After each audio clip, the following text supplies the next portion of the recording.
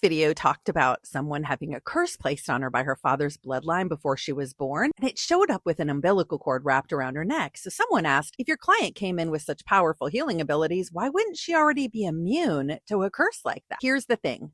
Having strong gifts doesn't mean you're untouchable. Think about it like this. The brighter a light is, the more shadows it casts. The stronger your purpose, the more resistance you might face, not because you're weak, but because you're carrying something big. There is dark and light on this planet. And in my client's case, she'd been a healer in many of her other lives. She carried that wisdom into this life, but she also carried old wounds and memories from being attacked for it before, even burned alive in one lifetime. That left openings like cracks in the armor. A curse can't touch your true soul, but it can lodge in the body or energy field if there's an unhealed place for it to hook onto. And that's exactly what happened. The umbilical cord wrapping around her neck at birth wasn't random. It was how that energetic attack showed up physically. Her higher self showed us that her father's bloodline carried resistance to her power, and that resistance tried to block her from day one. But here's the most important part. She wasn't powerless against it. In her hypnosis session with me,